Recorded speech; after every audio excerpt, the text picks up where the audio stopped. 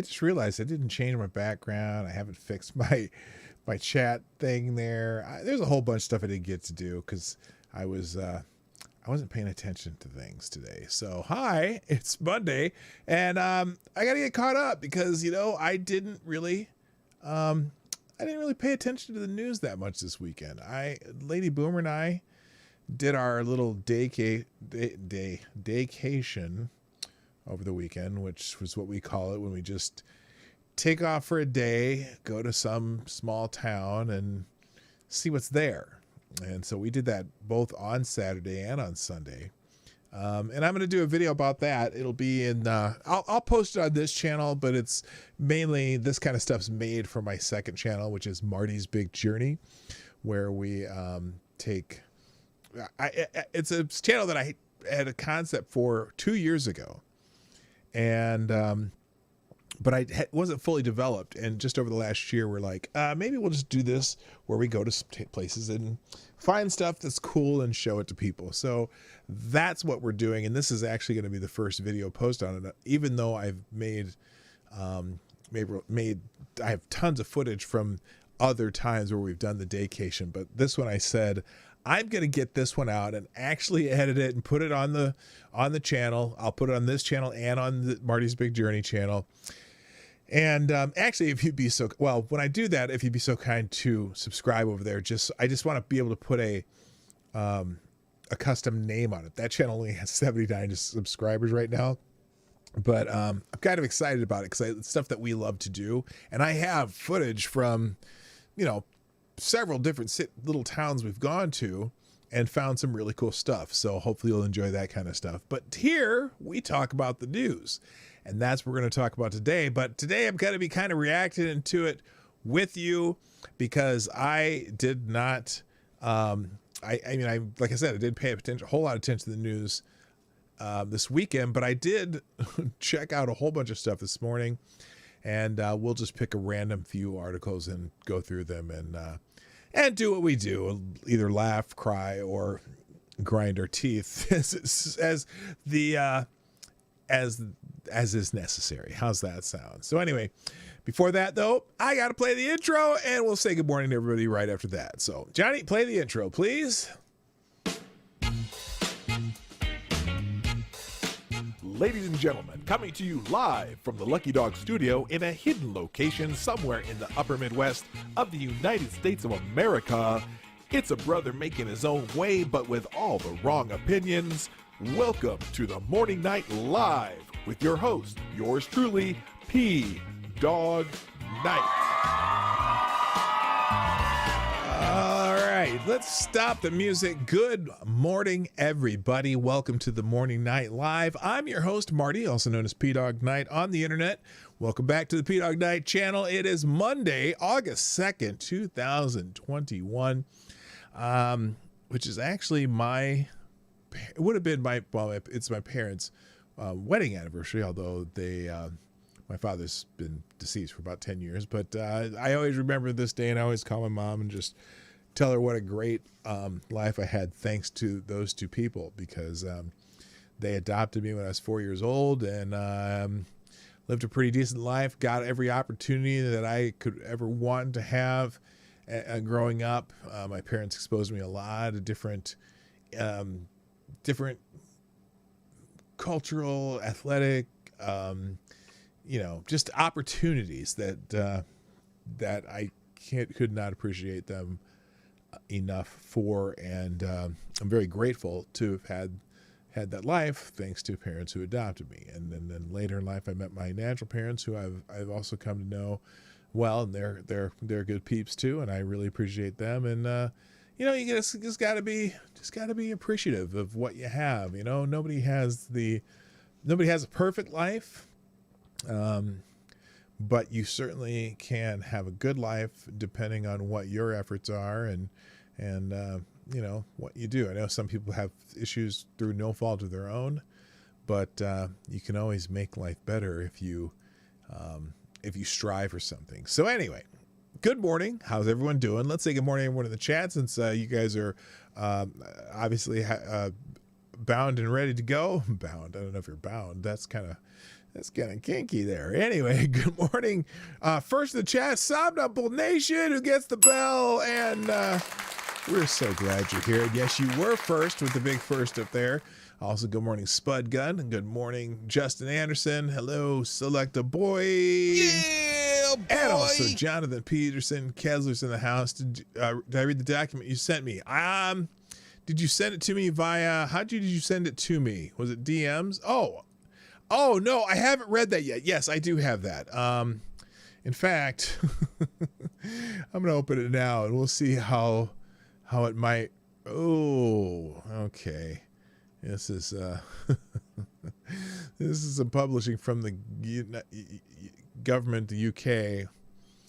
Oh, no, I have not read this yet. I'll check this out, and this might be video worthy. Anyway, thank you. I'll check it out. The first line of this is, can we predict the limits of SARS-CoV-2 variants and their phenotypic consequences? No, you realize, they keep talking about the Delta variant right now. Did you realize that they're already, I don't know what it is in that alphabet, but I know that they're already up to Epsilon. I don't know if Epsilon's the one that they use in this particular language, but yeah, they're already up to I. There are other variants besides the Delta variant, and if the Delta variant doesn't scare people enough, they'll just keep rolling out the other variants. But anyway, also good morning to, let's see who else is here. Avocados Dabbly, the Devil's Advocate, Fox P2, Mike Savage, Blarg, and Maddie. Maddie, by the way, thank you for putting out the show on Twitter, and I greatly appreciate that. In fact, somebody actually retweeted you putting my show out, so I thought that was fantastic. I noticed that in the notifications. Also, good morning to Aaron Meredith and Asian Research Directorate, Special K and Acid, Gudfox61, our Discord administrator. My favorite Canadian Jaeger ponies in the house. Let's see who else is here. Jedi Ghost Bear. And did I skip somebody? I think I did. Oh, maybe I didn't. And anyone who's here lurking, I'm glad you're here. If you have to watch at work or, that kind of stuff, just or if you're driving, keep your eye on the road, keep your eye on the heavy equipment. We don't want anyone to lose any fingers or anything else like that. And also, good morning, Gitmo Holiday, who says 8,500 variants. Well, yeah, it's interesting. Someone was talking, who was I listening to last night or this morning? About, they had to think that, as soon as they come out with the Fauci juice for this, that there's going to be some variant that's designed, evolutionary, that would be the one that gets around the variant or around the Fauci juice. And so, I don't know. I almost don't want to talk about that today. It's one of those subjects where it's going to be used and manipulated just to keep control. And I'm not FTG, all of them, Good morning, Teresa the Kid, by the way. Anyway, all right, let's get into some news.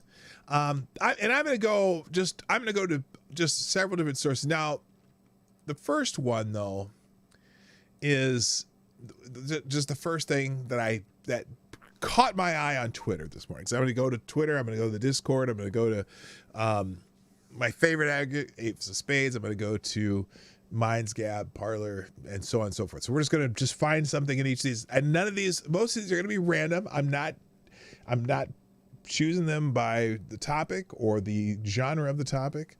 It's just what pops up. And so we'll do Twitter first. Twitter, this is what hit me this morning because someone named Robert Silverman decided to highlight, let me fix this real quick, decided to highlight this article by the Daily Beast. And it's on someone who some of you may like, some of you may be a detractor, some of you may be wanting to I don't know how you want to describe it. It's about Tim Pool. Tim Pool and this someone named Robert Silverman. Now, Robert Silverman, is he a writer? Yeah, he is a reporter for the Daily Beast, saying that Tim Pool was told beforehand that Trump supporters planned to storm the Capitol on 1/6.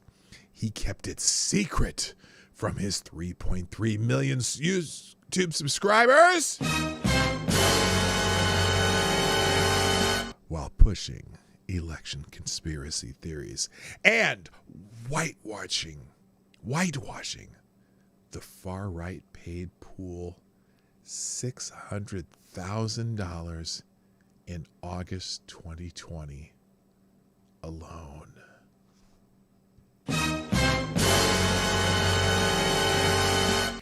And I thought to myself, how was it that Tim Pool was told beforehand that Trump supporters plan to storm the Capitol? There were a lot of people predicting that that there would be some shenanigans on 1/6. In fact, remember that what's that organization called? There's an organization.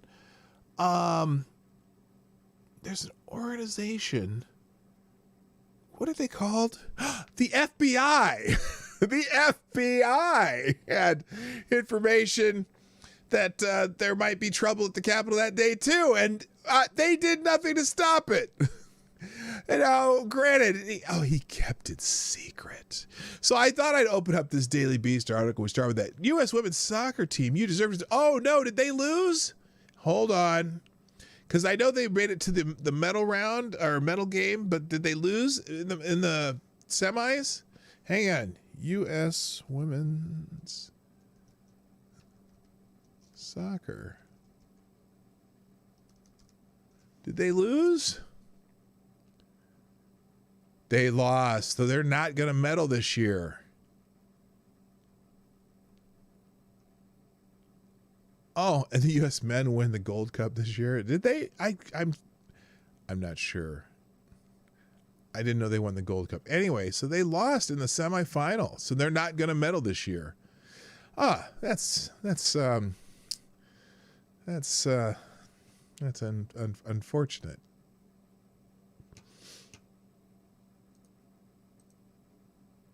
That's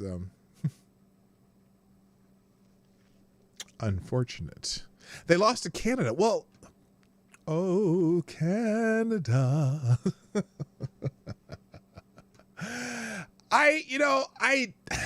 Gosh, I have mixed feelings right now. I have mixed feelings about that particular news, because I will always root for the teams that represent the country that we live in, that I love so much.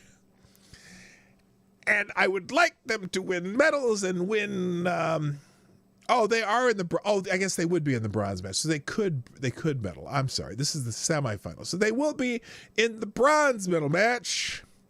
Well, at least we don't have to watch them kneel for the anthem, unless they kneel for somebody else's anthem, because they won't be playing the United States national anthem. Now, I would love to have seen them win the gold medal, just because of the wonderful things they does. On the other hand, let me read this headline again with the proper gravitas. Just in, U.S. women's soccer team defeated by Canada. Dems to breaks. Yeah, by the way, they are currently appealing their lawsuit that they got dismissed a while back, and holy shit. They're still making same dumbass arguments. All right, I don't want to dwell on this. I'm going to go back to Robert Silverman's tweet here. Why isn't that changing over? Change. There we go. About Tim Pool. Tim Pool was told beforehand that Trump supporters plan to storm the Capitol on 1/6. He kept it secret from his 3.3 million YouTube subscribers while pushing election conspiracy theories. Did he now? Or did he just report on them? I don't know. Good morning, Uncle Bad Touch. Come on, man. Hello, Amy in Connecticut, too. Okay, so here's the article from the Daily Beast, and it starts out, oh boy, how coward and phony Tim Pool became one of the media's biggest political became one of the biggest political YouTubers on the planet. This sounds like sour grapes to me. I know he has more followers than damn Daily Beast. This guy, Robert Silverman, he's the guy who wrote the article. A former darling of Occupy Wall Street, Tim has racked up more than 1 billion views and millions in earnings while dangerously whitewashing the far right. By mid-afternoon, I know I'm not going to be able to get through this whole thing, but I'm pretty sure this is going to be a bunch of BS. But anyway, and I'm not a fan of Tim Pool. I occasionally watch Tim Pool's here and there, but it's not, not one of my favorites. I think he's, do I want to say he's disingenuous? I just, he's come in on this. Oh, I'm on the left. I'm a progressive who just is doing journalism but it seems for me, all right, I admittedly that I'm from the right and I use mostly right sources and I, have opinions that are in line with the right. And it's fine. It's not, I'm objective for the most part, but I definitely I agree more with the right than I do the left.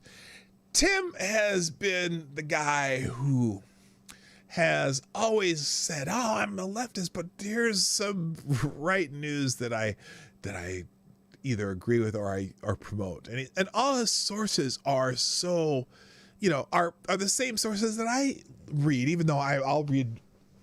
Well, obviously, when you're on the right, you are forced to see other sources because that's where most of the news comes from, and then you get opinion pieces that are that sometimes mesh with what you are reading or not, but you're forced to know what's going on as far as the left.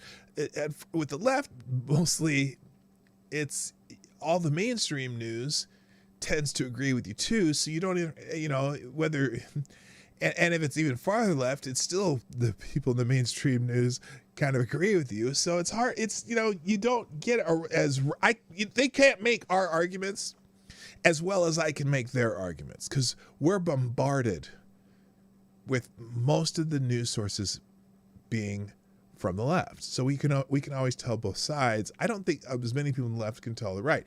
Now, I think Tim, yes, did he start up as an Occupy Wall Street guy and all that?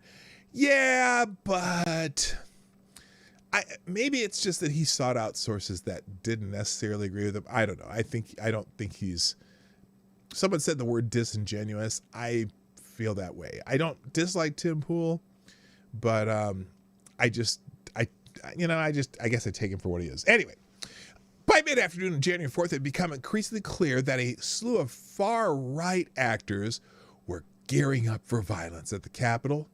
Tim Pool derided and dismissed the accurate reporting out of hand. All of the ideological enemies Pool 35 rails against on YouTube for an audience of millions each day, few stack up to the mainstream press. In his mind, coverage of then-President Donald Trump's instigations and the mounting threats was yet another example of the media's depravity, he said. What do you think they're going to do, asked Pool. It's so stupid. 2 days later, a mob stormed the Capitol, whipped up into a frenzy by nonsensical claims of a stolen election and determined to put a stop to the constitutional transfer of power. To date, nearly 600 alleged rioters, a mishmash of Trump backers, QAnon adherents, and members of militias and extremist groups have been arrested.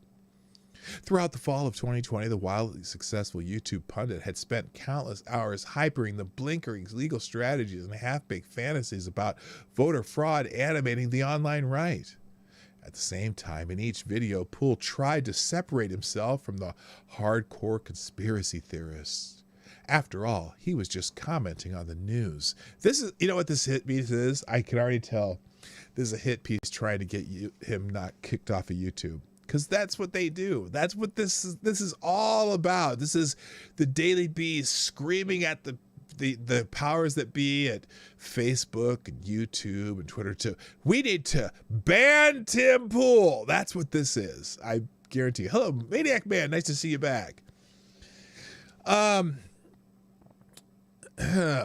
What Pool kept secret from his younger, overwhelmingly male, decidedly right-leaning audience during this time is that he seemed to have a pretty good idea of what might happen on January 6th.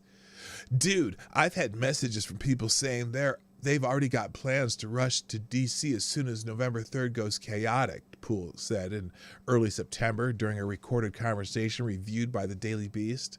A few minutes later, Pool added, the right-wing militias, the Oath Keepers, the 3%ers, and just the Proud Boys and Trump supporters, they are going to rush full speed into D.C. What does that mean? They are going to take the White House and do whatever they can, and paramilitarily. Pool made these comments to then colleagues at a media company started. The following month, Pool used his YouTube platform to say the Oath Keepers had been unjustly smeared by the Southern Poverty Law Center. They have. That's true. He habitually comes to the defense of the Proud Boys as well because they are being maligned. It's for those who actually know what those groups are, they are being maligned by the media and by the Southern Poverty Law Center. They are not what those entities say they are. This glaring omission was not out of character for Pool. Glaring omission? Far from it. A former digital media journalist who originally built up his name on the ground, reporting and live streaming, including stints at Vice and Fusion, Pool now postures as a rational centrist or disaffected liberal who grew to loathe the excesses of the left. Well, okay. If you buy Pool's branding, he stands in contrast to the bulk of his journalistic peers. Evil liars, he says, who've supposedly capitulated to the agendas of Black Lives Matter, Antifa, Democrats, big tech companies, feminists, and the likes. Well, I'm going to give him a broken clock on that one. Actually, here's the thing. It's funny, I don't necessarily disagree with Tim Pool either, except that he has that, I'm far above this. I'm just watching from the sky. I don't have any opinions. But then all of his opinions tend to match mine. And it's annoying. Just say you believe what we believe, Tim. Sorry. Hello, straight Sif Mail and T-Ball. This self-generated mythology, an anti-authoritarian truth-teller whose successes stem from confronting the machine, as Pool puts it, bears little resemblance to reality. Does it not? Does it? Well... Okay, let me continue. Contrary to the overall manner in which Pool portrays himself, he was not an intrepid field reporter and streamer who barreled into conflict zones filled with an unshakable desire to ferret out the real story. Pool was at times reluctant to leave the safety of his hotel room, according to several of the nearly 30 former co-workers and other acquaintances from the past decade who spoke with the Daily Beast. Oh, you talked to 30 of them? Interesting. He'd come across as uninterested in interviewing subjects or doing much research. During shoots, Pool's head was frequently buried in his phone, diligently tracking social media, only to blame his coworkers or equipment when he couldn't live up to his clippings. Pool's main focus when reporting those on the ground with him was drawing attention to himself. Yeah, maybe. Whatever. A coward and a phony, a joke, a staggeringly arrogant, totally full of shit, not smart, and a bumbling doofus are a representative sample of how those who worked with Pool at digital media companies described him. Most did so on the condition of anonymity, in some instances citing possible reprisals by Pool and harassment from his fans. Gee. Oh, I'm so sorry. Oh, I wonder, this Daily Beast article, I wonder if anyone, who's a fan of the Daily Beast and a hater of Tim Pool would read this and be concerned about reprisals by, or would their fans be harassing Tim Pool on this? Bunch of whiny bitches. Anyway, since then, Pool has discovered a style of commentary and audience where lack of knowledge or journalistic skills might not prove an impediment to success.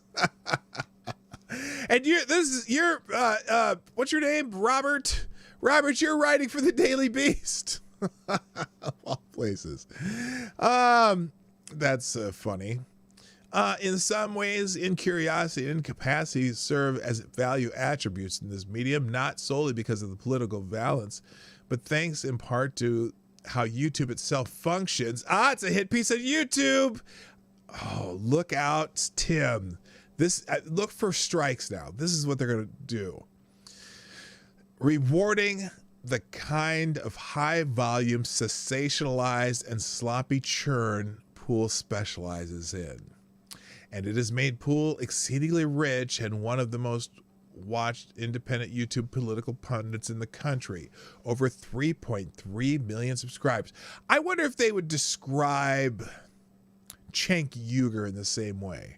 And I don't know that there's a lot of people on the left who look sideways at Cenk.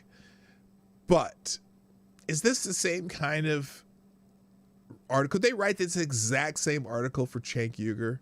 I mean, for the most part, I wonder. Over 3.3 million subscribers, 1.5 billion views, and by all estimates, hundreds of thousands of dollars in revenue per month. He earned $600,000 just in August 2020, and, quote, most of it, end quote, came from YouTube, Pool claimed in the recorded conversation. Unlike his peers in conservative media, Pool wasn't boosted by the usual suspects, neither the Koch brothers, the Mercer clan, nor another deep-pocketed millionaire fork over the seed money, and he didn't game Facebook's algorithms. Fox News has more or less ignored him, and as has the institutional Republican Party and its network of well-funded think tanks. So, but here's where they're going. Now, right-wing and far-right figures, many of whom might not be welcomed on a platform to the left of Tucker Carlson tonight, not only have taken notice, they come to him. In 2020 and continuing through 2021, a rotating cast of Stop the Steal activists, Capitol rioters, QAnon and Pizzagate promoters, 9/11 truthers, grifters, anti-vaxxers, anti-Semites, misogynists, cranks, and neo-fascists trundled down to Pool's Maryland podcast studio to appear on Timcast IRL, his 2-hour plus long YouTube live stream.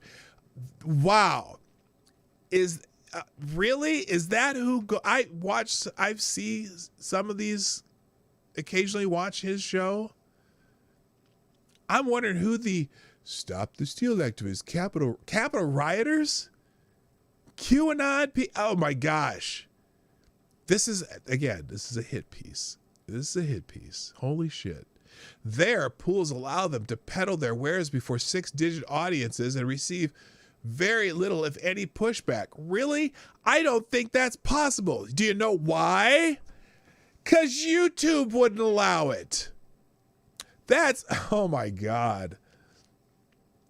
This should come as no surprise. Wherever a right-wing politician, personality, or group enters the news cycle, Pool finds a way to sand down their actual stated beliefs or will claim ignorance. Wow.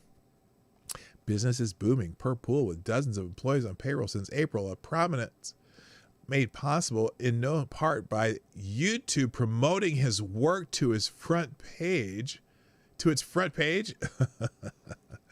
I know for a fact he said during a December 2020 live stream, the YouTube algorithm drives the majority of my content.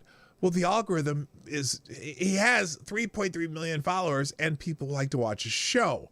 So it's not like it's getting promoted, but he's got he gets his live streams have 30,000 people watching sometimes, or sometimes 40. I've seen one of his shows that had 70,000 people watching his show.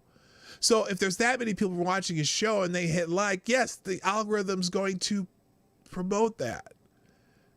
Just like any other gigantic YouTuber. Holy shit. I know for a fact he said during his December 2020 live stream, the YouTube algorithm drives the majority of my content. At other times, he'll complain that YouTube is suppressing his content or will soon ban him outright. YouTube picks and chooses which content gets views and which creators become famous, he told a Twitter follower. Apparently, they've chosen Pool. Look, does anyone doubt that Tim Pool works hard and constantly putting out content? You know what? I mean, I admire his tenacity and continually putting content, and he has people now that he's hired that help tweak it and put it out in little segments, and it takes time. You know, like me, I'm a one-man shop. It's me and Johnny over there, who's actually just a chair that I point to when I say play the intro, Johnny, and I'm talking to a chair because I clicked the intro myself. But you know, I mean, he works his ass off, and he's constantly finding stories. And if you know what, a lot of the stuff he does is slightly sensational, and people like watching that kind of stuff. I can't knock him. Good, more power to him. But this is a hit piece. This is a hit piece tying him to. Let me give you the list again. Here's the list that this article ties him to. A rotating cast of Stop the Steal activists, Capitol rioters, associated Tim Pool with Capitol rioters, QAnon, and Pizzagate promoters, 9/11 truthers, grifters, anti-vaxxers, anti-Semites, misogynists, cranks, and neo-fascists. And they all go to Pool's Maryland podcast studio to appear on his podcast. Really? I'm curious, and I'm gonna watch his podcast even more just to see if that's true. I want to give you here one of these. For some time now, misinformation has proliferated from its merchants, and its merchants have thrived on YouTube, particularly on the right.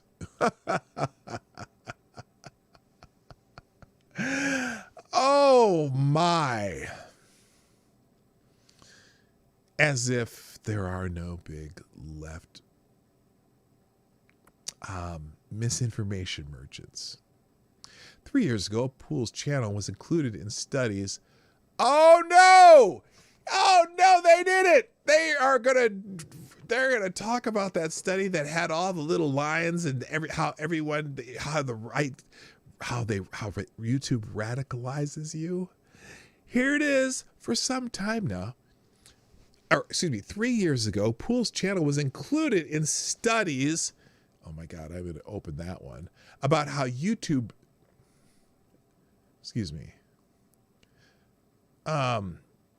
about how YouTube serves as a radicalization vector, algorithmically leading viewers to seek out far-right creators and content.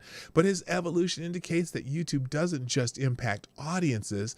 The money and fame radicalizes creators too. YouTube did not respond for requests for comment. You know where this article is going to end up in? It's either going to end up in the Wall Street Journal or the New York Times, the New York Post, or not New York Post, Washington Post. This is a hit piece on YouTube as much as it is on Pim Tool. The proof lies in his current output, despite his continued insistence on being viewed as center-left truth teller. A Daily Beast review of hundreds of hours worth of Pool's commentaries reveal a consistent and broad eschatology. No matter which ginned-up atrocity is roiling the online right on a given day, Pool routinely will deem it a crucial sign pointing towards a civilization-ending crisis or imminent civil war. That is his thing. He's as much bloody shirt-waving, dude as anybody. But the way he does it is I'm just watching that bloody shirt-waving. Who's to blame? A vaguely defined yet omnipresent, menacing left-wing other. Anyway, you could read the rest of this, but yeah, they are. This is clearly a YouTube hit piece, and it's kind of funny. And again, this is what they did it to Crowder. Remember, they did it to Crowder because they demonetized Crowder over this. And I mean, whatever you think of Crowder, the smears on him are ridiculous. And it's kind of wild. Anyway, wouldn't shock me. Okay, let's see. Does the Daily Beast have a podcast, and are they just upset no one knows about it? I'm sure there's people on there. This guy probably does. I should probably look up. Let's see. Robert Silver. Let's see if they describe him at the bottom here. This is a long article. Hang on. Oh my gosh, this goes on and on and on. Oh my God, this goes on and on and on. Holy smokes, this is long. Yeah, milquetoast fence sitter. That's what some people call him. Jeez, how long is this article? Okay, I'm glad I'm not going through the whole thing. Nope, doesn't describe Robert Silverman at all. Just gives you his, he has a Twitter account here and his Gmail email. I'm curious if Robert is part of any kind of podcast or anything too. All right, let's see. All right, now let's go. I'm going to go to the Discord. We're going to pick a story out of Discord. Again, this is random stories out of different places where I get news from. Yeah, Dusty Hill passed away. That is very sad. Let's see. Let's go to the bottom here. Oh. Here's a CNN article. Analysis. Trump's $100 million threat to democracy. Wait a minute. What? Here, hang on. Oh, this is a different one. This is a Michigan father rushed to burning home to save his 28 homes. All right, I'm gonna look. Let's look at this one. This is CNN. Oh, okay. This is and I think Gunfox, you give me this one. Okay, this is one from Gunfox 61. Check your DMs, Gunfox. You know me in these DMs. I still haven't figured out how to frickin' do it. I got an inbox, but I can't find the fucking DMs. I just swore, didn't I? Anyway, so this is here. This one's out of the Discord server. By the way, if you haven't joined the Discord server, it's right there in the chat. There you go. Click that and join the Discord server. There's always a lot of news articles there too. So this is Trump's $100 million threat to democracy. This is CNN. God. Here, let me get it so you can see it. Donald Trump now has a $100 million weapon to wield against U.S. democracy. Wow, that's a loaded sentence now, isn't it? So, to wield against democracy. Really? Because I got a feeling he might be trying to get elected again. But that is a wild way to put it. By the way, before I move on, just a reminder that you, the viewers of the Morning Night Live, also, where's the hell did I have to go? Also sponsor the Morning Night Live. Please hit the like button if you haven't done so far. And if you don't like what we're doing, well, stick around. I'll get better every day. And if you'd be so kind, share the stream. Now, a few of you already have. Let's see. Let me look real quick. Maddie did already. Somnambule Nation. Someone named Ella Cinderella, who I am not familiar with, but I do appreciate her. Appreciate her sharing the stream. And if you could be so kind, it helps. It really does. Also, you can sponsor the show in a monetary way using YouTube Super Chats and or Streamlabs at PDawgKnight.live or that link that pops up in the chat every once in a while. And I will read as you know, I read a vast majority of the donation messages, and you become a sponsor of the show. I do reserve the right to have some editorial editing, sort of, that's redundant, but you know what I mean. Anyway, all right, let's talk about Donald Trump though, because we haven't talked about it for a while, because he's not the president anymore. But CNN is obsessed with Donald Trump. Donald Trump's $100 million threat to democracy. I'll give it the proper gravitas. Donald Trump now has $100 million weapon to wield against democracy. To U.S. democracy. The defeated and disgraced ex-president. Wait a minute. The defeated and disgraced ex-president? Are we talking about those two impeachment trials where he came up not guilty both times? Disgraced how? Other than he lost an election. I don't get it. Anyway, the defeated and disgraced ex-president's huge war chest, nearly amassed within 6 months of leaving office, was built on his ravenous calls for cash from supporters bought into his delusional lie that the 2020 election was stolen. I also make no comment. It is the latest sign, along with trips to win his favor by GOP candidates and his party's incessant efforts to wipe the history of his crimes against the Constitution. That Trump's threat to basic political freedoms is far from over. What the hell am I reading here? Oh, analysis. This is an analysis. I mean, oh my God. History of his crimes against the Constitution. Can you be more specific? Because I'm not sure. His crimes against the Constitution. Okay. That's First Amendment crimes against free speech and freedom of assembly. Nope. Crimes against the Second Amendment. Nope. Third Amendment. Nope. Fourth. No. Fifth. Nope. What the hell are they talking about? Wipe his history of crimes against the Constitution.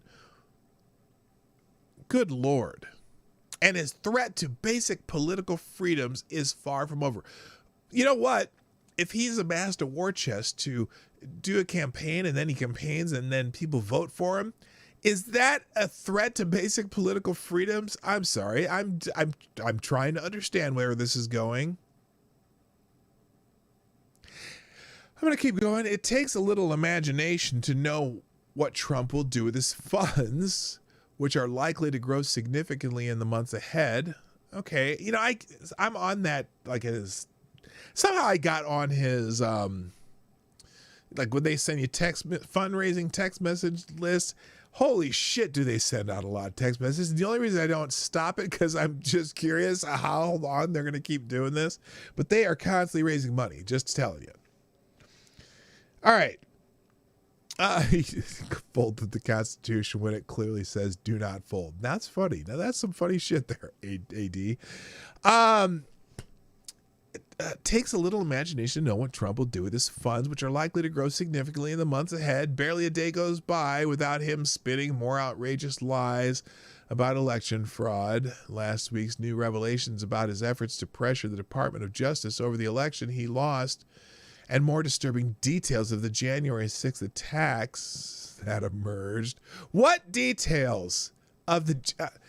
okay, yeah, we had the crying officers, I know. That emerged in the House Select Committee's first hearing clarified the history of Trump's bid to destroy the U.S. political system. When they say destroy the U.S. political system, do they mean like when some of the people on the left are like, we need to just burn it down and start all over? That would be to destroy the U.S. political system. This is a fascinating use of superlatives and adjectives. It is now clear that first in Georgia and then by trying to wield presidential power to force the Justice Department to declare the election soiled by fraud where none existed. Okay.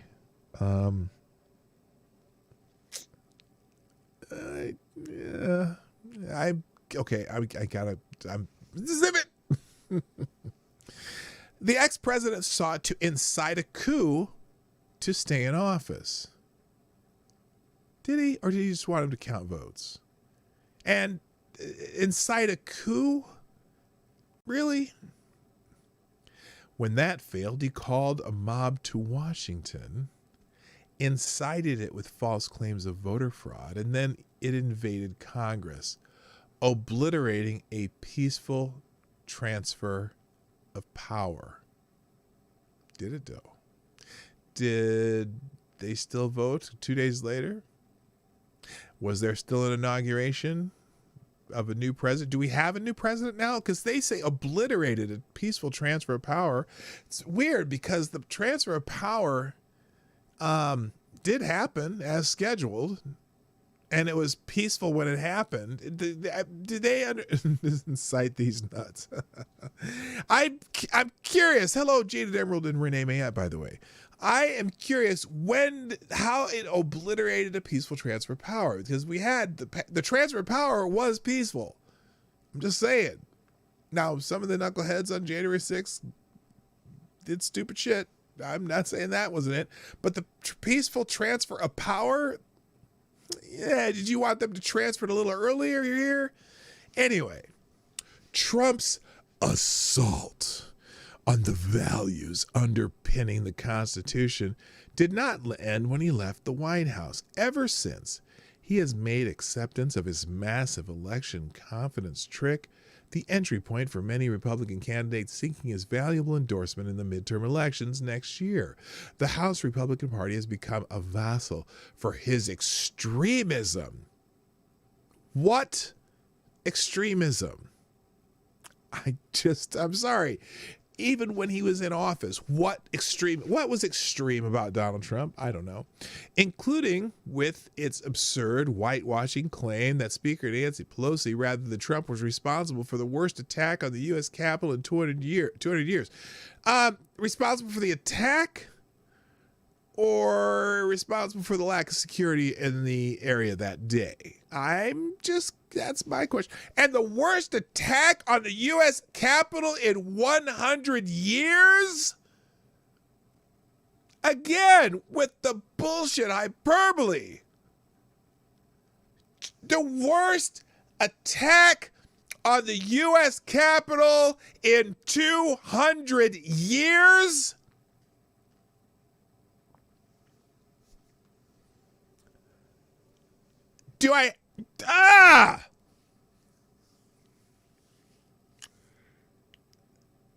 Was it 1955 that 5 people were shot in the House of Representatives, on the floor of the House? Gunmen in the balcony shooting at House members and injuring them? The United States Senate building bombed in 1985 or whatever it was by some of those Weather Underground types. The worst attack on the Capitol in 200 years. Are we talking about the selfie insurrection? Good God. And while his anti-democratic scheming may alienate millions of Americans in a general election, and some Republicans may eventually pine for a change, Trump is already the prohibitive favorite for the 2024 GOP nomination, after convincing a huge majority that he was unfairly ejected.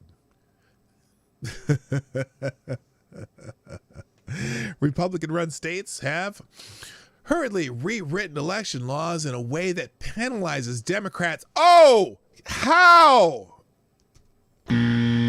Penalizes Democrats how? You still haven't been able to tell me that. In Georgia and in Texas, those are the ones that you're bitching about the most.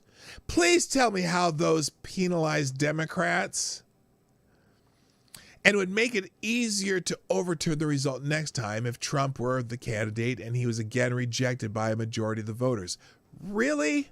You mean if they count the votes and he wins fewer votes, that makes it easier for them to overturn the result? Please show me how where that's written. This record of malfeasance and the Trump enduring appeal to Republican voters is why it is not possible to turn away from the former president and just move on. Early in his presidency, the Trump show, with its crazed West Wing antics and his craving for attention, was exhausting and distracting. Of course, because you work at This is CNN. But it was really profitable for you fuckwads, right? But ultimately not a threat to the republic. Well, and... But while many Americans wish he no longer dominated the headlines, well, if CNN would stop writing about him, it's now clear that warning signs are flashing everywhere about Trump's future intent. If anything, the peril he poses to democracy. What? If he gets reelected, that's a peril to democracy? Isn't that how democracy works? I'm sorry. Peaceful transfer of power, we had one. Oh boy. The peril he poses to democracy has grown in the last 6 months, as much as of the Republican Party itself has turned against cherished bedrock political values. Oh, what does that mean? Tell me. What Republican Party, what are the cherished bedrock political values Republicans have itself turned against? I'm curious. Anyway, Trump political organization's $102 million cash reserves represent an unprecedented war chest for an ex-president at this stage of the election cycle. CNN's Frederica Schouten reported on Saturday when Trump's team announced its fundraising totals for the first half of the year. Its 3.2 million contributors to 2 political action committees mean that Trump can be a dominant kingmaker in the midterm elections, and he has more than enough cash to finance his own demagogic rallies. It does not necessarily follow that Trump's candidates will always win. He failed, for example, to elect Texas Republican Susan Wright in a special election runoff for a House seat last week. But his fundraising muscle gives him the ability to try to remake the party in his own fraudulent image. He can marshal primary opposition to Republicans like Representative Adam Kinzinger of Illinois and Liz Cheney of Wyoming, who defied GOP leaders to serve on the January 6th panel. Trump's influence can also help shape lower levels of leadership in the states at the political epicenter where elections are administered and decided. And that's where they should be administered and decided. H.R. 1 is a pile of crap. Just FYI, just a side note, just something that I needed to say. The size of his haul, which his team said includes nearly $82 million raised in the first 6 months of this year, and some funds donated in 2020 and transferred this year, is a commentary on the political state of the nation. Oh, you mean people are voting with their dollars? And his own character. He is raising funds on the power of a lie that millions of Americans want to be true, and that is fundamentally altering politics. How? How is it fundamentally altering politics? That he's fundraising for possible campaigns in the future? How does that alter politics other than he's fundraising like any other politician does? Trump's continuing strength emphasizes why it's so important to thwart House Republicans in their attempt to rewrite history about his past outrages. Friday's disclosure of documents showing how Trump sought to force the DOJ to collude in his efforts to steal the election was just the latest evidence of his attempts to pressure the department. Okay, we'll open at that link just for the hell of it. Is it probably more CNN? And one of the most shocking revelations yet about his anti-democratic behavior. Well, because he wanted the Justice Department to go and investigate those places where all those the just miraculous 6 cities in the swing states that where he was ahead, and all of a sudden at the same time, middle of the night, they said they're going to stop counting, and then all of a sudden the next morning they were all. The columns changed on every single one of those states. It's an incredible coincidence, and it very well could be just legit, but it is still an incredible coincidence that at least somebody should be looking at. But then all the judges said, well, this is, you don't have standing, so we're not even gonna look at your evidence, even though you had 400 affidavits and all this other stuff. I'm not saying it would have changed anything, but I certainly am shocked that this incredible coincidence that in all these places where they were ahead, all of a sudden they stopped counting in the middle of the night, and then all of a sudden, poof, the next morning it was changed. Everything changed, and the entire state changed in all those, jurisdictions. It's curious, and like I said, it could possibly sort of kind of maybe could be legit, and I don't know, but it sure is curious. And I don't know why but oh no, this is the big lie. That's what it is. That's what they call it, the big lie. Oh my God. Hello, Chicago Mike. Fight for your rights. Siddiqui, nice to have you here. On it. But his anti-democratic behavior. Oh, fundraising like a politician is anti-democratic behavior. Well, that is good to know. Thank you so much for letting me know that fundraising is anti-democratic. On a December 27th, 2020 call, Trump pressured acting Attorney General Jeffrey Rosen and acting Deputy Attorney General Ronald Donahoe to falsely declare the election illegal and corrupt, even after the department had not uncovered evidence of widespread voter fraud. Just say that the election was corrupt and leave the rest to me and the Republican congressman, Trump said on the call, according to Donahue's contemporaneous notes provided to the House Oversight Committee. As with the ex-president attempt to have Republican local officials find new votes to overcome President Joe. That is a lie too. Oh my God, to find new votes to overcome President Joe Biden's election victory in Georgia. Now they've already like got the transcript of that call, and we know that is not what happened. Oh my God, this guy oh my God. Anyway, Trump's attempt only failed because officials honored their own oaths to the Constitution. No, it failed because he didn't ask them to do that. Because it's not what he asked them to do. He just wanted him to, oh my God. Anyway, but the disclosure of these notes prove how Trump was happy to use the vast powers of the presidency if he ever reached the Oval Office again. It's likely that the former commander-in-chief, impeached twice for abusing power. No. Did he understand that impeachment isn't anything? Accused twice for abusing power. That's what he was. That accused and convicted are two different things. Oh my God, we feel even more justification to wield his presidential authority in the service of his own personal and autocratic goals. I gotta tell you, not that I don't know about his personal goals or autocratic goals, but I know that when he was president, things seemed to work a little better around here, even though he did defer to the people who write the laws and write the bills and stuff. It's like his executive orders weren't really like making up new shit. He kind of, and when things he wanted to do failed, do you notice he didn't make them he didn't make them so anyway, right? Good God. Is this okay? There's not much left of this. We'll get through it before I throw up.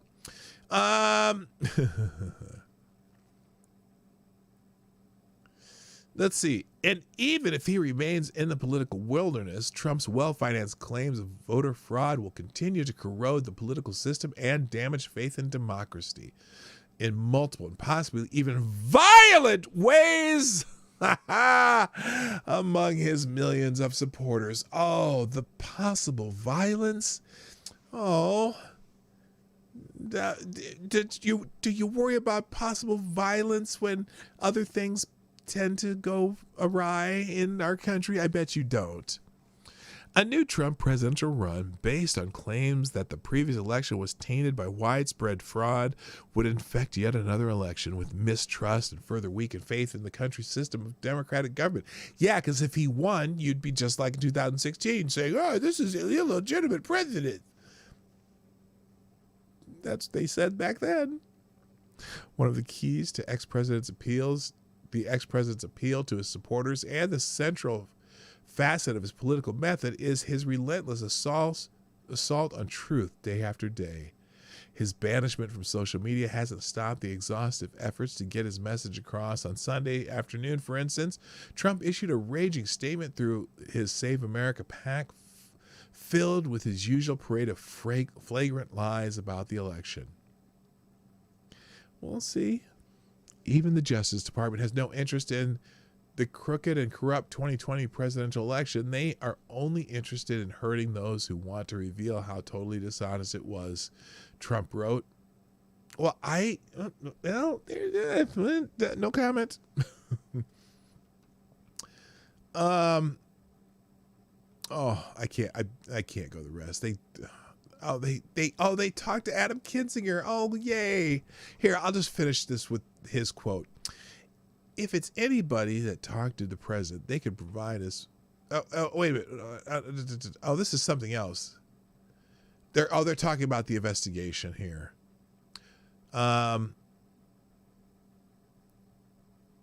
Anyway, okay, I'll just finish this up. Here we go.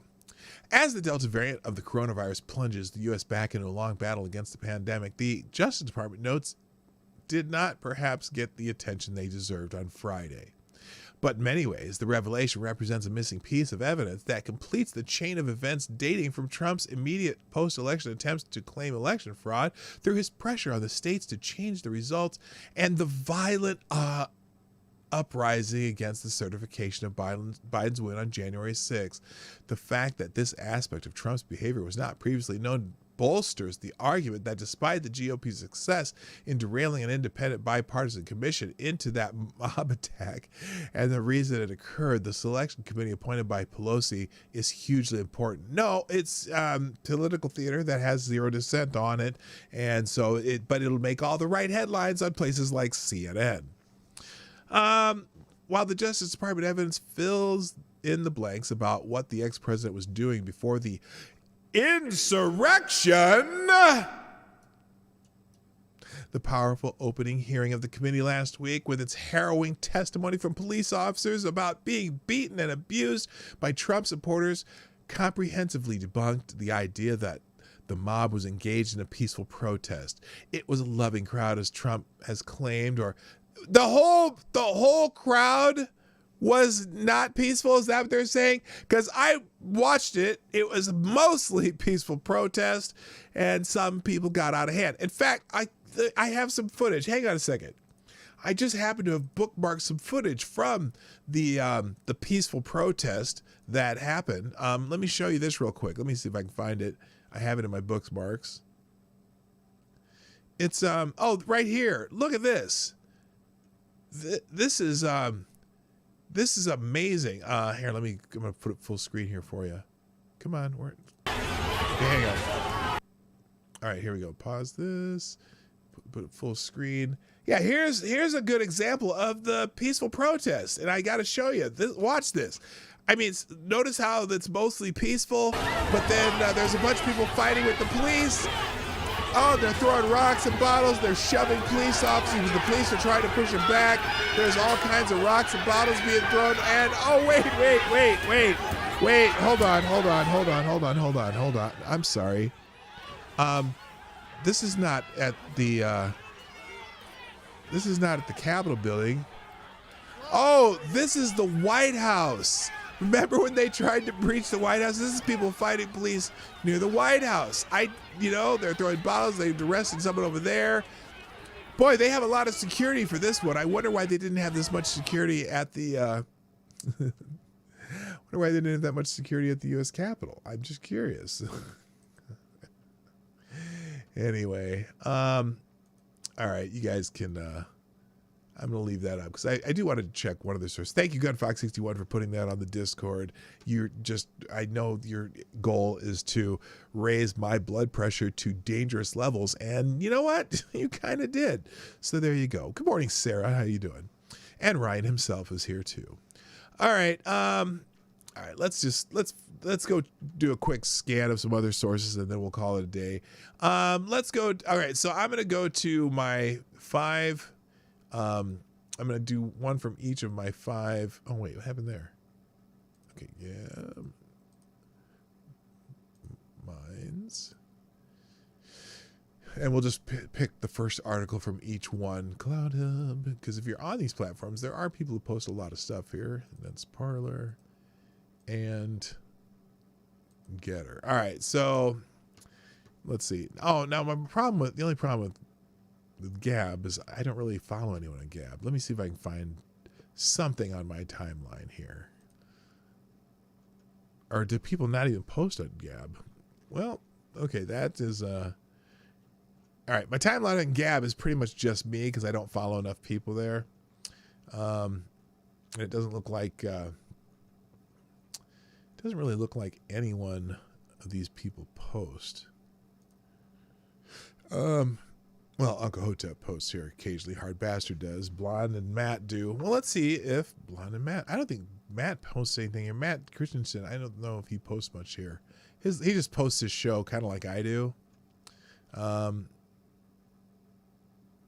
Oh, the voluntary phase is over. Check out Matt Christensen's new video, though. It's called That's Over. All right, we'll skip that. Let's go to Minds, because usually there's someone who's posted something on Minds that I can check out. Oh, here we go. The U.S. Surgeon General recommends fully vaccinated people wear a mask indoors. Well, you know, because the U.S. Surgeon General is the smartest and most robust scientist and doctor on the planet, and along with the CDC, whose perfect record of giving us good information about the 19, as I now call it, and the juice, the Fauci juice, the punch, the jab, the stab, the nab, whatever the hell you want to call it. I will do exactly what our overlords at the Surgeon General's office and the CDC tell me to do, because they are always right and perfect. Trust the science, and you will live a long and healthy life. You'll probably live to be 124 years old, and you will be fine and dandy. So anyway, that's Triologic posted that over there. Are the articles kind of like that? Oh, Dan Crenshaw tweets stunning revelation. The new CDC mask guidelines. That's a town hall article. I'll put that one. I'll open that up, and we'll just have all these articles up here for the hell of it, even if I don't go through them. All right, so that's on minds.com if you're familiar with that. Minds is kind of like its platform's kind of multi-purpose. You can write posts, you can post video, and it has kind of a Facebook feel, but except it's not your friends and family telling you how shitty you are politically. So there you go. Which I shouldn't have said that, because my family doesn't do that to me, because I don't go on Facebook, so I wouldn't even know. But anyway, let's see what she put here. Is this her video? It could be. Let's see. Well, let's see what it says. Is this? Oh no, this is Tree. What's up, Taters? This is Tree from treeoflogic.com. Now, we understand this is a very, very sensitive subject, and I don't normally talk about COVID. However, tell you what I'll do. I'm gonna leave her. Is this her post on YouTube? What did she put this on? Oh, this is strictly on mine. So this is if you want to, here, I'll share this video here. Hang on. Yeah, maybe I can't. Anyway, I'll leave that one open. If any of you are on Minds, you can check out that one. On Cloud Hub, let's see what's on Cloud Hub today. Oh, Kathy Griffiths has announced she has lung cancer and is going to undergo surgery now. I'm not happy about this. I feel bad for anyone who goes through bad things in life like this. And even though I cannot stand this woman, I wish her the best. That's all I'm going to say about that. 50 Shades of Being a Crook and a Liar by Hillary Clinton. By Hillary Rodham Clinton. Hilarious. By the way, I do have my reparations in hand. Someone asked me to make sure I had that today. And then let's see.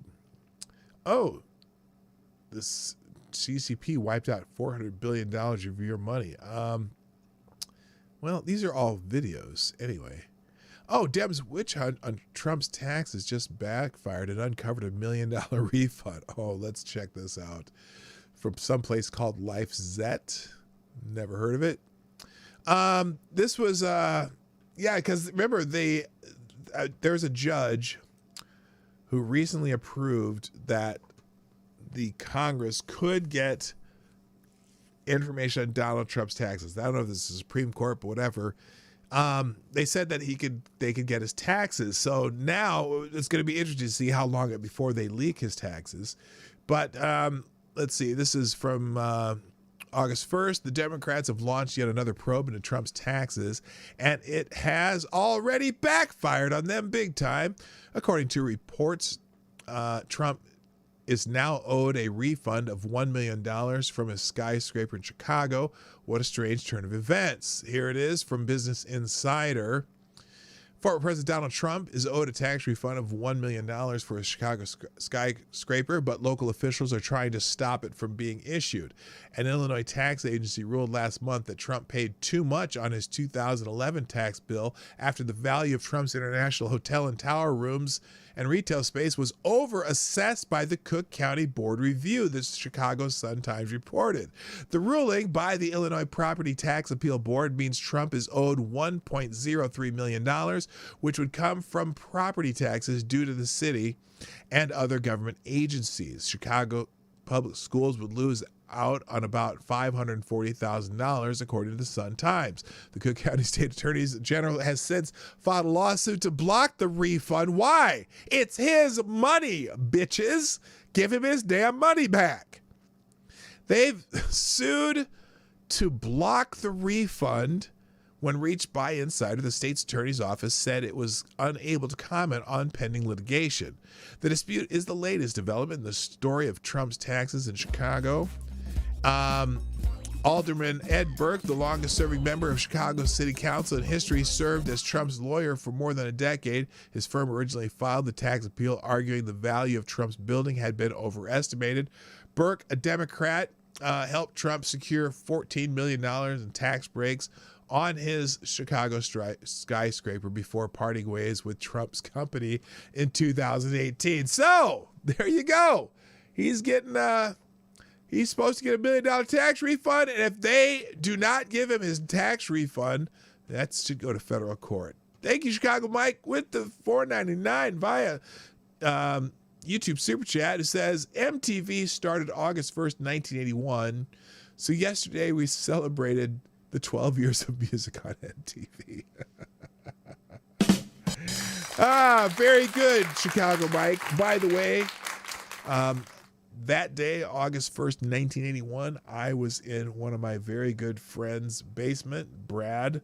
We were watching on Cox Cable in Omaha the original broadcast of MTV at midnight. They'd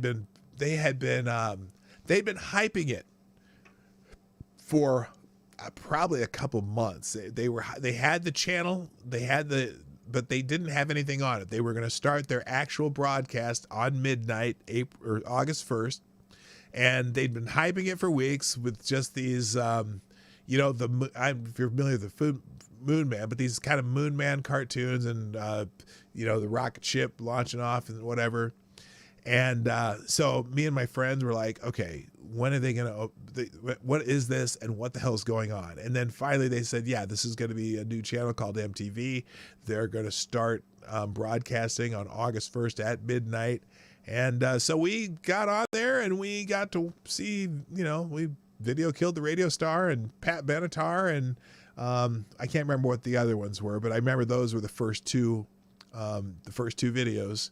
And the rest is history. For several years, MTV did nothing but music. In the 90s, they started adding in some different television programming that was not necessarily music. And now I don't even know if they play music anymore. I know some of their offshoots do, but it was interesting. An interesting phenomenon being a kid of the 80s growing up on MTV, because MTV especially by the mid to late 80s dominated everything. Or not even mid to late, by my freshman year in college, a year later, MTV was king already, and it totally altered the music business for a while, and who and how you became a music star. Although there were still great musicians who wrote great music that were still stars throughout the 80s and 90s, it certainly added the look factor into whether or not you became a star. So much so that we got something called Milli Vanilli in the in the 90s. And so, I think everyone learned their lesson then. So anyway, thank you, Chicago Mike, for reminding me that I was an MTV kid. I want my MTV. I remember that campaign very well. All right, let's see. So we got that. We did Cloud Hub. We got that article. Let's check out what's happening on Parler. I can close the Cloud Hub one. Parler, Epic Times, a Belarusian athlete at the center of the Olympic standoff for their own country walked into Poland's embassy in Japan on Monday, a day after refusing to board a flight home. She said she was being forced to take against her wishes. This story, did they, they don't have the story though. Well, that doesn't do me any good. Oh wait, maybe if I click here. Oh, there we go. So this is from the Epic Times. A Belarusian athlete at the center of the Olympic standoff with her own country walked into Poland's embassy in Japan. Okay, just what I read there. Is that all there is to the article? Oh, I see. It's one of those. Here, let's see. I don't know if this is going to work, but we'll see. Let's see if anyone. There we go. We'll see if that one shows up. Okay, that one is going to take a couple minutes. We'll come back to that one. In Getter, this is the other new social media. Oh, Terrence Williams on here. He has a video. You can't tell me what to do. Lemon sour message for the unvaxxed. We're not going to watch a Terrence Williams video. But he's okay. Who else is on here? Anyone not video? Okay, let's try this. House Speaker Nancy Pelosi got some bad news. Let's check this out. This is from some outfit called Conservative Brief. She was served with an eviction notice in San Francisco by activist group. Okay, this is funny, but it's not true. But it's what they did. House Speaker Nancy Pelosi has been hit with some bad news by her own party. Pelosi was served with an eviction notice by housing activists in San Francisco over the weekend. Pelosi was not home, nor did did not engage with protesters, poor writing, but their message was clear. Quote, in solidarity with all the people behind on rent and Cori Bush, we're out at Speaker Pelosi's mansion delivering our eviction notice. Our Congresswoman needs to convene in Congress to extend the eviction moratorium, Jackie Fielder said. The reason we're at her house is she has a beautiful mansion in Pacific Heights in San Francisco, and it shows how out of touch she is with the people that are facing a situation of eviction. We want essentially to send her a message that we want her to reconvene Congress to take a vote to extend the eviction moratorium, Evans told Fox News. Spokesperson for Pelosi tried to blame the GOP. Oh, no. The Democrats have pulled this bill. But anyway, they tried to blame the GOP, saying ensuring every American has a roof overhead is a fundamental value that unites the Democratic Party and that personally drives the speaker. Again, it's not the government's job to ensure that you have a roof over your head. And I'm sorry, it's not. Anyway, Speaker Pelosi led a relentless campaign to extend the CDC eviction moratorium. Well, the problem is the Supreme Court ruled the CDC moratorium unconstitutional, so Congress would have to act.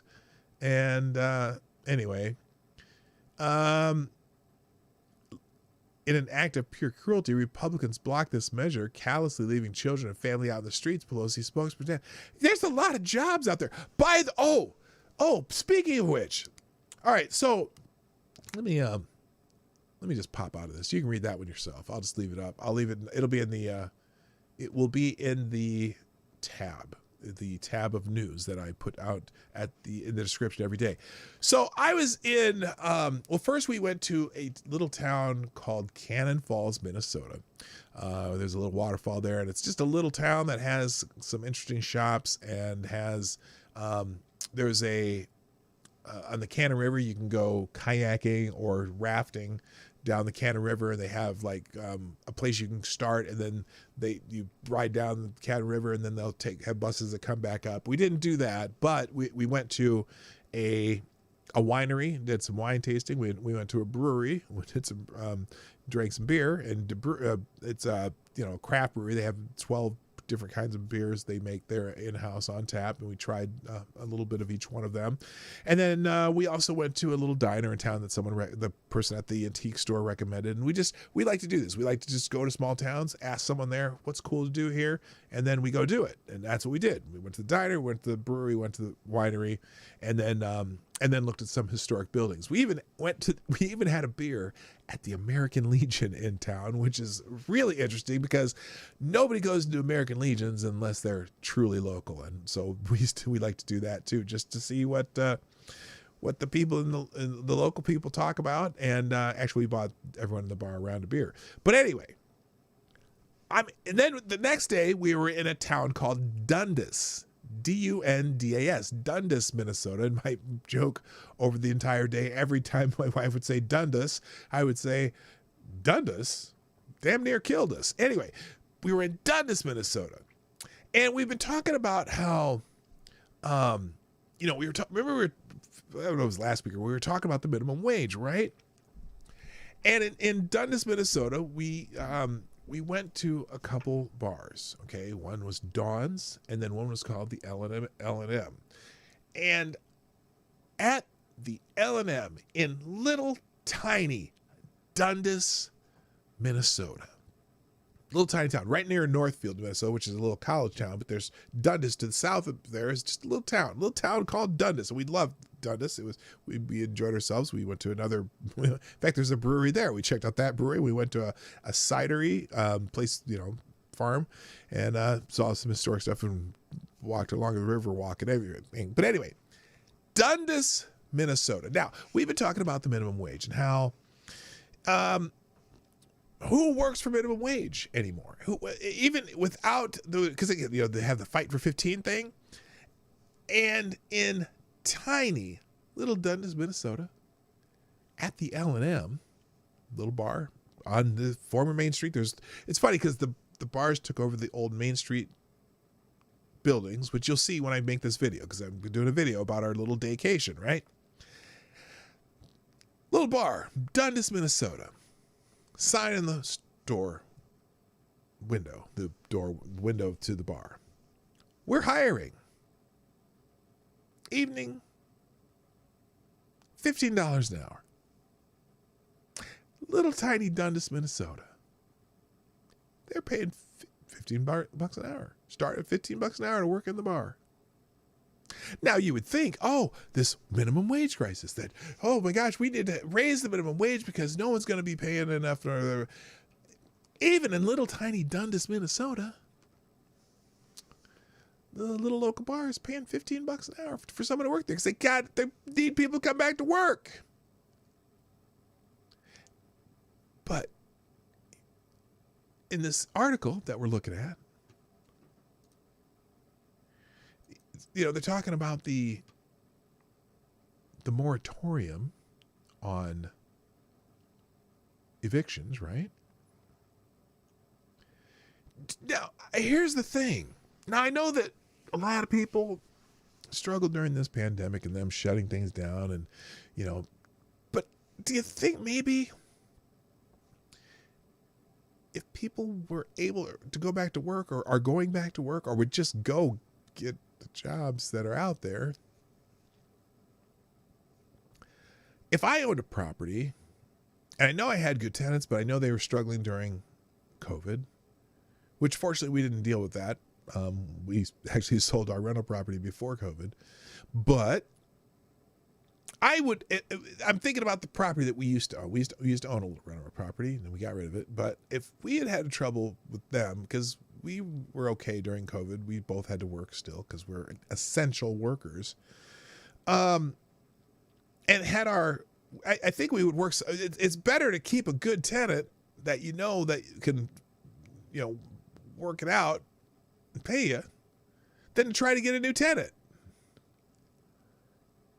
And if it's because they can't find a job that pays enough, I know in San Francisco, at least one fast food restaurant we saw out there when we were out there 2 years ago, fast food restaurant, mind you, sign in the window, starting at $19 an hour. That's a low-paying job in San Francisco. Now, granted, San Francisco is one of the most expensive places to live in the country, so they'd have to find, that's probably why they have to pay $19 an hour. But the supply and demand, there is no one in California working for minimum wage. Whatever, if it's $7.25 or $7.9, I don't know what it is, because nobody works for it anymore. And you'd think now. So here's what they were referring to from Fox News. Housing and homeless advocates protested out Nancy Pelosi's San Francisco home Saturday, demanding the House Speaker reconvene Congress to pass an extension to the expiring eviction moratorium. The House adjourned Friday for summer recess without passing legislation to extend the nationwide ban on evictions that is set to expire Saturday, prompting outrage from the Progressive Squad and over an overnight protest at the Capitol because they camped out at the Capitol. Did you see that, where the squad camped out at the Capitol overnight? Anyway, about 40 activists headed to Pelosi's home on Saturday to tape an eviction notice on her door and remind the speaker that millions of Americans will be facing eviction starting this weekend while she sleeps comfortably in her posh home. Pelosi said she thought the CDC could pass an extension on its own, which meant the House was scrambling Friday to find a last-minute remedy following the Biden administration's announcement. The CDC doesn't write laws. Also, here's the thing. You know the thing. You know the thing. The CDC doesn't make eviction laws for your local market. Those are state laws. I don't even think that was, I don't know that the Supreme Court has already said that the CDC can't do this. They don't pass an extension. What is she talking about? She thought the CDC could pass an extension on its own. The CDC doesn't write laws. That's a bureaucrat government agency. Good God. Anyway, I thought that said fine. Pelosi pledged to find a solution. We're not going away from the issue, whether it's now or shortly thereafter. Well, good for you. Over the weekend, Pelosi did her best to blame Republicans for her latest failure, but she did not tell the entire story. After an extension on the eviction moratorium failed to pass the House, Pelosi attacked Republicans. The eviction memorandum protects renters from being evicted for non-payment of rent. While Republicans objected to the bill's passage on the floor, the House's inability to advance legislation was also the result of Democrats' inability to unite around the best path forward, a failure they blamed on the short one-day notice they'd been given by the Biden administration. Here's the thing. Yeah, because the House could have passed it if all the Democrats were on board. So that's a crock of shit. And it's true that Republicans objected to the extension. Democrats have proposed increases of 6 months, and when that did not work, they changed it to 3 months. The Biden administration then decided not to extend the moratorium and instructed Congress to take action. But Pelosi took the opportunity to blame Republicans in the last-minute action. So, of course, it's the Republicans' fault. I don't know. I'm torn as a former, because look, that type of moratorium probably isn't hurting any of the big time companies that have thousands of rental units all over the country and all over the place. That kind of a moratorium hurts like people like me who had one property that we were renting out, that fortunately we didn't have to deal with, but and in our case too, it probably wouldn't have hurt us anyway because ours was a 55 and over condo, and people on like Social Security, in which they didn't lose any of their income.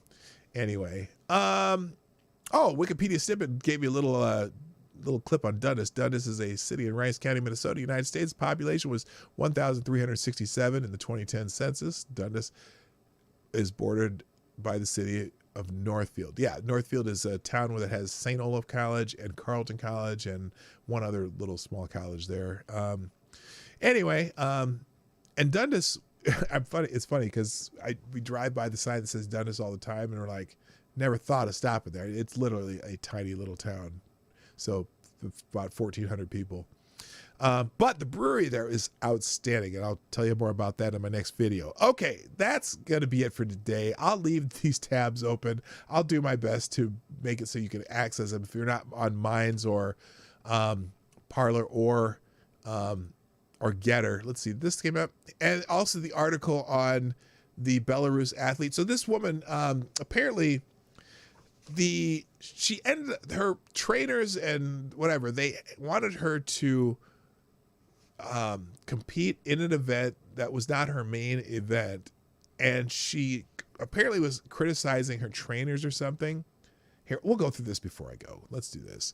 Belarusian athlete at the Center of Olympic Standoff for their own country walked into Poland's embassy in Japan on Monday, a day after refusing to board a flight home she said she was being forced to take against her wishes by her team. Kristina Simunasakaya, I'm trying my best, 24, would seek asylum in Poland, said a member of the local Belarus community who was in touch with her. Polish consular officials did not respond for requests for confirmation or content. Earlier, Polish Foreign Ministry official Marcin Prajaszk wrote on Twitter that Simunasakaya has been offered a humanitarian visa and is free to pursue her sporting career in Poland if she chooses. The sprinter pulled up in front of the embassy in an unmarked silver van about 5 p.m. local time. She stepped out with her official team baggage and then greeted two officials before entering the premises. Two women, one carrying a red and white flag, considering the symbol of opposition in Belarus, came to the gates to support her. A Ukrainian Interior Ministry source told Reuters that Simunasakaya's husband, Arseny Zhezhengishvich, had entered Ukraine. It was not immediately clear whether he was making his way to Poland to be reunited with his spouse. In a brilliant diplomatic incident on the sidelines of the Olympics, Simunasakaya refusing to board the plane, first reported by Reuters, has thrown a harsh spotlight on discord in Belarus, a former Soviet state that is run with a tight grip by President Alexander Lukashenko. The sprinter, who was due to compete in the women's 200-meter heats on Monday, had her games cut short when she said she was taken to the airport to board a Turkish Airlines flight. She told Reuters reporter via telegram that the Belarusian head coach had turned up at her room on Sunday at the athletes' village and told her she had to leave. The head coach came over and told me and said there had been an order from above to remove me, she wrote in the message. At 5 p.m., they came to my room and told me to pack and took me to the airport, but she refused to board the flight, telling Reuters, "I will not return to Belarus." She then sought the protection of Japanese police at the airport. The Belarusian Olympic Committee said in a statement, coaches had decided to withdraw Simunasakaya from the games on a doctor's advice about her emotional, psychological state. This sounds like some former Soviet bullshit, doesn't it? Belarusian athletics head coach Yuri Masevich told state television he could see there was something wrong with her. She either secluded herself or didn't want to talk. Early on Monday, International Olympic Committee spokesperson Mark Adams said officials would continue conversations with Simunasakaya and had asked for a full report from the Belarus Olympic Committee. The Japanese government said the athlete had been kept safe while Tokyo 2020 organizers and the IOC checked her intentions.